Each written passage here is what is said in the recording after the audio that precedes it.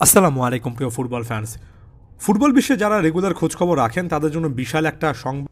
Manchester সিটির star footballer Erling Holland একটা নতুন চুক্তি করেছেন ম্যানচেস্টার সিটির সাথে, এবং ম্যানচেস্টার সিটির সাথে এই নতুন চুক্তি করতে গিয়ে তিনি সত্যিকার অর্থে একটা রেকর্ডই ভেঙে দিয়েছেন।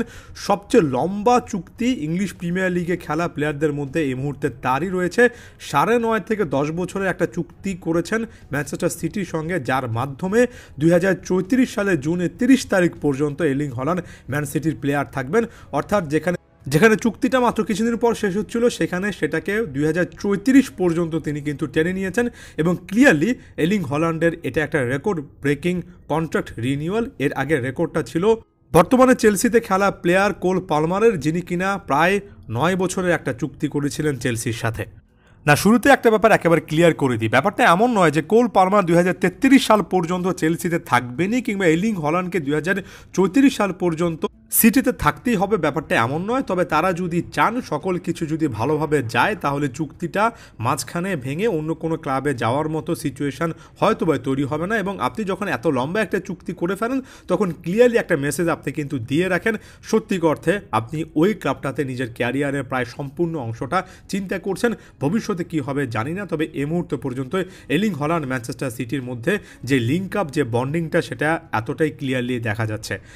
এখন একেবারে স্বাভাবিকভাবে এই লং টার্ম কমিটমেন্টের নানা রকমের অ্যাঙ্গেল আছে, কিছু পজিটিভ কিছু নেগেটিভ, প্রায় দুটো সাইডে একটু কভার করার চেষ্টা করছি। প্রথমত পজিটিভলি এটা ম্যানচেস্টার সিটির জন্য ভবিষ্যতের যে একটা নতুন করে স্কোয়াড সাজানোর ব্যাপার রয়েছে, সেটাতে একটা বড় রকমের শক্তি হিসেবে কাজ করবে একজন কি প্লেয়ার, যিনি কিনা সত্যিকার অর্থে এই ক্লাবের ডেডিকেটেডলি খেলতে চাচ্ছেন, যিনি এখনও ইয়াং। তিনি যখন প্রায় একটা দশকের চুক্তি করে ফেলেন, তখন ক্লিয়ারলি গোল স্কোরিং নাম্বার 9 নিয়ে অন্তত লম্বা একটা সময় ধরে ম্যানচেস্টার সিটিকে খুব একটা বেশি চিন্তা করতে হবে না। এটা ম্যান সিটির থিঙ্ক ট্যাঙ্ক এই মুহূর্তে চিন্তা ভাবনা করতেই পারছে, এবং এখানে পেপ গার্দিওলার অবশ্যই একটা ভূমিকা থাকবে। গার্দিওলাই ম্যানচেস্টার সিটিকে নতুন করে সাজানোর কার্যক্রমগুলো শুরু করেছেন, আরও একবার বেশ কয়েকটা সাইনিংও করে ফেলেছেন, পরবর্তী কোনো একটা ভিডিওতে আলোচনা করব।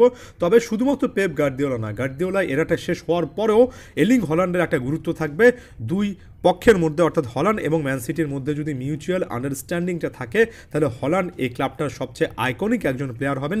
ক্লিয়ারলি এমন টাইপের একটা মেসেজ কিন্তু এখানে পাওয়া যাচ্ছে। একই সঙ্গে এর্লিং হল্যান্ড নিজেও কিন্তু বেশ কয়েকটা পার্সোনাল টার্গেটে এই মুহূর্তে ফোকাস করতে পারবেন, নিজের ক্যারিয়ারটাকে আরও বেশি করে থিতু করতে পারবেন। যেমন ইংলিশ মিডিয়াতে জোর গুঞ্জন চলছে, অ্যালান শিয়ারারের ইপিএলে করা 260 গোল বা 260 গোলের যে একটা অনবদ্য রেকর্ড রয়েছে, সেটা হয়তো বা কোনো না কোনো একদিন এর্লিং হল্যান্ড ভেঙে দেবেন। কারণ তিনি যেহেতু ইপিএলে থাকছেন, যেহেতু ম্যানচেস্টার সিটিতে থাকছেন, ম্যান সিটির জার্সিতে 126 ম্যাচে 111টা গোল করেছেন, যার মধ্যে 79টা গোল এসেছে এই আড়াই সিজন খেলেই ইপিএলে।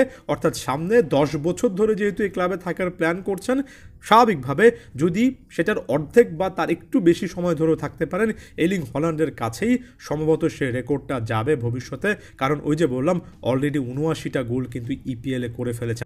এমন বেশ কয়েকটা মাইলস্টোন সামনে আছে, যে মাইলস্টোনগুলো যদি আসলেই এর্লিং হল্যান্ড চেস করতে পারেন, তার ব্যক্তিগত অর্জন এবং অবশ্যই সেটা ম্যানচেস্টার সিটির সাফল্যে অনুদিত হতে পারে, এবং একই সঙ্গে এই ক্লাবটার প্রতি তার ডিটারমিনেশনটা আরও একবার ক্লিয়ার কাটভাবে বোঝা গেল।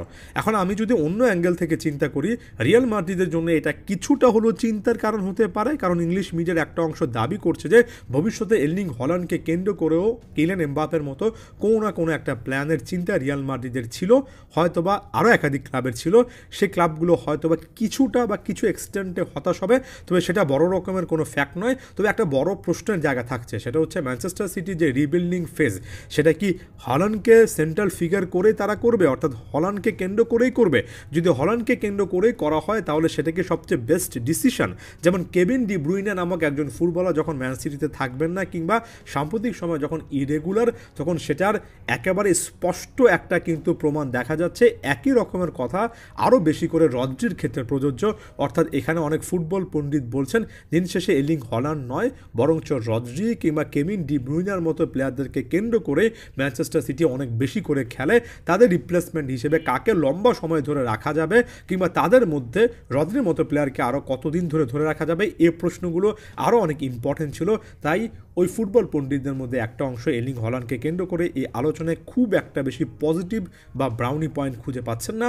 তাই ফ্যানদের মধ্যে, রাইভালদের মধ্যে একটা মিক্সড ওপিনিয়ন আছে। যাওয়ার আগে এটা আপনাদের কাছে প্রশ্ন রেখে গেলাম, এমন টাইপের চুক্তির পজিটিভ সাইড, নেগেটিভ সাইড দুটো একটু বলার চেষ্টা করবেন। আপনারা কী ভাবছেন সেটা জানাবেন। ধন্যবাদ সবাইকে।